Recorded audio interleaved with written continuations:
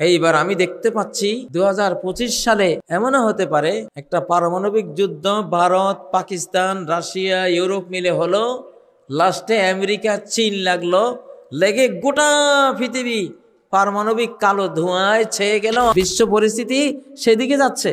এবং 2025-এই Samsung cartoon আছে, ওরা বলতেছে পাক ভারত যুদ্ধ লেগে যাবে এবং কোরআন হাদিস ঘেটে দেখা যাচ্ছে ওইদিকেই ঘটনা যাচ্ছে। ভারত কাশ্মীর হারিয়ে ফেলবে, কারণ পাকিস্তান, আফগানিস্তান সহ গোটা মুসলিম শক্তি কাশ্মীর কেড়ে নেবে ওর থেকে, তখন সে বাংলাদেশের উপরে ঝাঁপাই পড়বে। আমি ভাই কিন্তু ওয়াজ করি না, এটা ওয়াজ না, আপনাদেরকে একবারে মরার খবর দিয়ে গেলাম। আমি এটা হবে, এটা বাস্তব। ওই যে খিজির আলাইহিস সালামের ঘটনা থেকে ইঙ্গিত দিলাম, নুআইম ইবনে হাম্মাদের হাদিস, এবং বর্তমান বিজ্ঞানীরা সবাই বলতেছে হ্যাঁ এটা ঘটবে, এটা আসতেছে। আমি আপনাদেরকে আজকে যে জিনিসটা বলবো, নুআইম ইবনে হাম্মাদের একটি হাদিস, কিতাবুল ফিতানের, সনদ দুর্বল, কিন্তু বাস্তব পৃথিবীর আলোকে, মুহাদ্দিসিনদের, হাদিস বিশারদদের মূলনীতির আলোকে এই হাদিসটি বিশুদ্ধ। সামনের ঘটনা প্রমাণ করবে সেই দিকে যাচ্ছে পৃথিবী, যে লা ইয়াখরুজুল মাহদি, ইমাম মাহদি আসবে না, হাত্তা ইউকতালা সুলুস ওয়া ইয়ামুতা সুলুস ওয়া ইয়াবকা সুলুস। ইমাম মাহদি আসতে আসতে এর আগে পৃথিবীর টোটাল জনসংখ্যার 1/3 খুন হয়ে যাবে। 800 কোটি মানুষের 1/3 কত পড়ে? প্রায় 250 কোটি প্লাস। তো আমাদের এই যুগে 250 থেকে 350 কোটি মানুষ খুন হবে। যে অ্যাটম বোম বানিয়ে রেখেছে, পারমাণবিক বোমা বানিয়ে রেখেছে, রাশিয়া, ইউক্রেন, ইউরোপ যদি যুদ্ধ লাগে, ধরেন ওখানে চলে যাবে 1-150 কোটি। পাকিস্তান, ভারত তো লেগে আছে অলরেডি। পাকিস্তানও রেডি রাখছে যে আমাকে মারলে আমিও ছাড়বো না, তামা করে দেব, ঠিক না?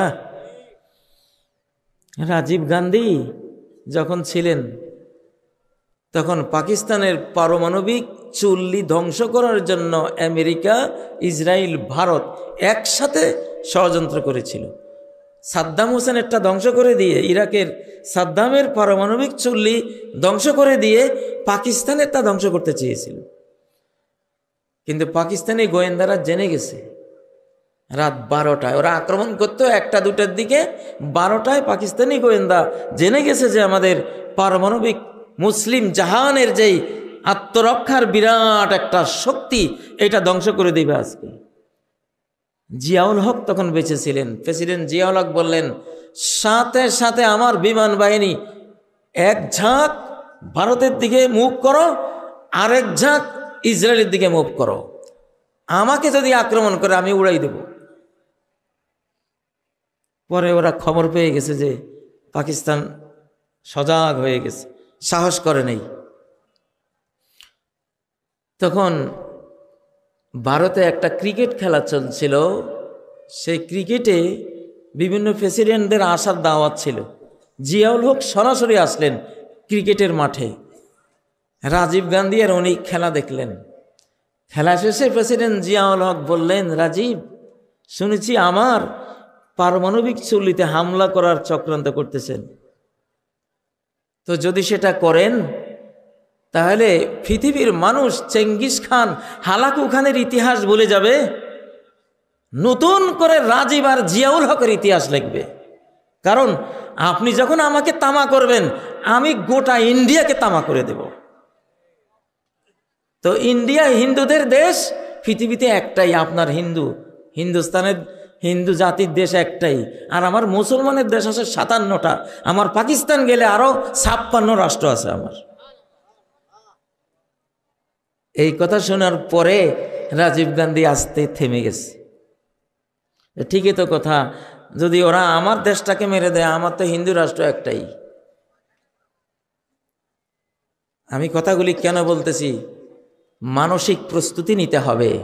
সাফ কথা ভাই, যারা ভারতের বন্ধু তারা বাংলাদেশের শত্রু। একেবারে একে একে দুই, দুইয়ে দুইয়ে চার কথা, ঠিক কিনা? ইতিহাস বলবে যারা ভারতের বন্ধু তারা বাংলাদেশের শত্রু। যারা আমাদের 54 নদীর বুকে পাষাণ বাঁধ দিয়ে মরুভূমি করে নদী হত্যা করেছে, পদ্মা নদীর বুকে যারা বাঁধ দিয়েছে তারা কি পদ্মা নদীর বন্ধু? যমুনার বুকে যারা বাঁধ দিয়েছে ওরা কি যমুনার বন্ধু? মেঘনার বুকে যারা বাঁধ দিয়েছে ওরা কি মেঘনার বন্ধু? আমাদের আন্তর্জাতিক প্রায় সকল নদীর বুকে যারা বাঁধ দিয়েছে তারা নদীমাতৃক এই বাংলাদেশের বাংলাদেশি জনগণের বন্ধু হতে পারে? হতে পারে না। আমরা মানি না এই বন্ধুত্ব, এটা বন্ধুত্ব না। এটা হলো মুহ মে শেখ ফরিদ বগল মে ইট। ওরা মুখে শেখ ফরিদ কয়, কিন্তু বগল তলে কি ইট। সর্প হইয়া দংশন করো, ওজা হইয়া ঝাড়ো, ঠিক নয় কি? ওনারা জঙ্গি বানায়। এই দেশে যে 17 বছর জঙ্গি বানাইছে তারা। পিলখানায় আজকে 25শে ফেব্রুয়ারি গেছে, পিলখানার হত্যাকাণ্ড বিডিআর দিয়ে তারা ঘটিয়েছে। বিডিআর দিয়ে সেনা অফিসারদেরকে হত্যা করিয়েছে, বিডিআররাই গুলি করেছে, সাথে ভারতীয়রাও ছিল।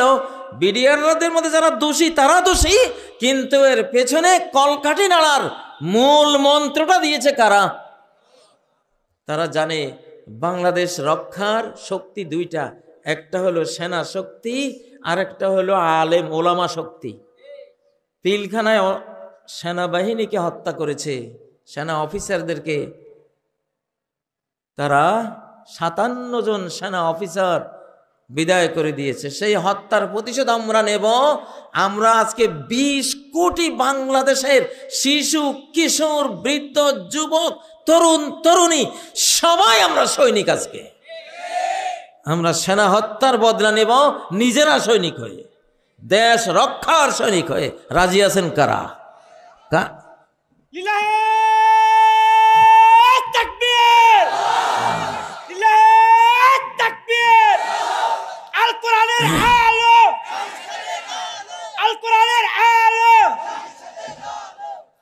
وَإِنَّ جُنْدَنَا لَهُمُ الْغَالِبُونَ। আমার বাহিনী যারা, আমার বাহিনী, আল্লাহ বলতেছেন আমার বাহিনী। আল্লাহর বাহিনী কারা? কালেমা যে মুখে নিয়েছে সেই কার বাহিনী? আল্লাহর বাহিনী। কার বাহিনী? আল্লাহর বাহিনী।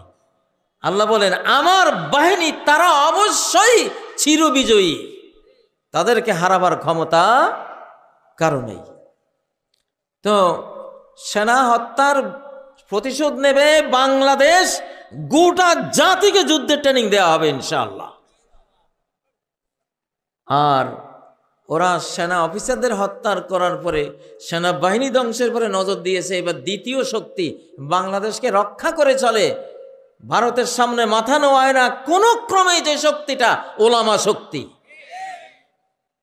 সেই ওলামা শক্তিকেই তারা দেলাওয়ার হোসেন সাইদি রহমতুল্লাহ আলাইকে তারা হত্যা করেছে, ঠিক নয় কি? ফ্যাসিবাদীরা কয়দিন আগে ভারতে 5 জন গিয়েছিল, ভারত থেকে পরামর্শ নিয়ে এসে মেডিকেল কিলিং, ওনাকে বিষাক্ত ওষুধ দিয়ে হাসপাতালে এনে হত্যা করেছে, ঠিক নয় কি? আমরা এটা ফিজিক্যালিও জানি, আধ্যাত্মিকভাবেও জেনেছি এটা হত্যা ছিল। মৌলানা মতিউর রহমান নিজামী, আব্দুল কাদের মোল্লা, মুজাহিদুল ইসলাম, মীর কাসেম আলী সহ তাদেরকে জুডিশিয়াল কিলিং, বিচারিকভাবে হত্যা করেছে। হাজার হাজার আলেমকে গুণ, খুন, কারারুদ্ধ, নির্যাতন, দেশান্তরিত করেছে, করেছে কিনা? তাহলে সেনা অফিসার হত্যার প্রতিশোধ নেব আমরা সৈনিক হয়ে, আর ওলামা হত্যার প্রতিশোধ নেব প্রত্যেকটা ধর্মপ্রাণ মুসলমান। এইবারে আমরা আলেমদের হাতে যে কোরআন, সেই কোরআনকে আমরা ভোট দেব ইনশাআল্লাহ।